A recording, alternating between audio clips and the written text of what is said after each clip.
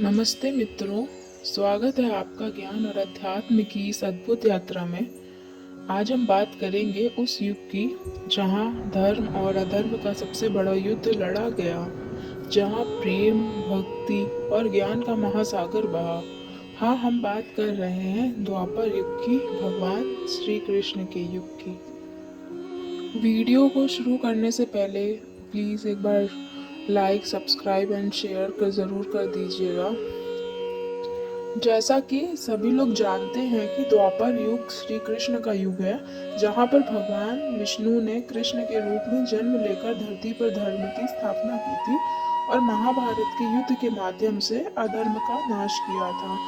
भगवत गीता भी इसी युग की देन है, जैसा कि ये सब चीज़ें आप सभी को पता ही होंगी। ये वही युग था जहाँ महाभारत ग्रंथ रचा गया था। मुझे नहीं पता आप सबको ये बात पता है या नहीं पता, लेकिन कहते हैं महर्षि वेद व्यास ने इसे हाथी के आकार जितने गणेश जी से लिखवाया था। शर्त थी कलम बिना रुके चलेगी। जैसा कि सभी लोगों को पता होगा कि उस समय भगवान ने द्वारिका नगरी बसाई थी।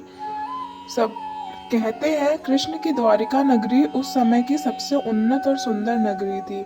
समुद्र के किनारे सोने के महल और सुरक्षा का अद्भुत विज्ञान, आज भी इसकी झलक समुद्र के भीतर खोजी गई है।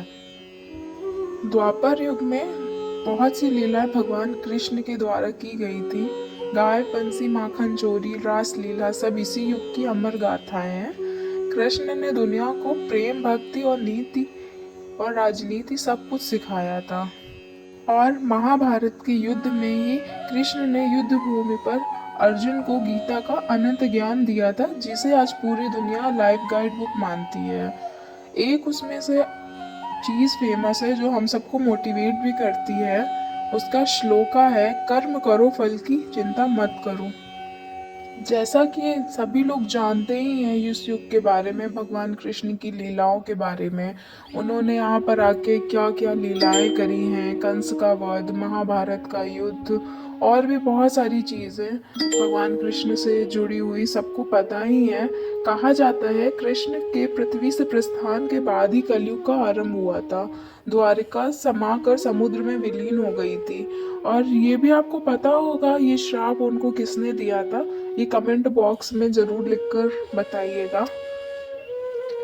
द्वापर युग सिर्फ एक कहानी नहीं, यह सत्य है, इतिहास है और मानवता को धर्म, साहस, प्रेम सिखाने वाला युग है। अगर आपको द्वापर युग के ये रहस्य पसंद आए हो तो लाइक, शेयर और सब्सक्राइब जरूर करें। जय श्री कृष्ण एवरीवन।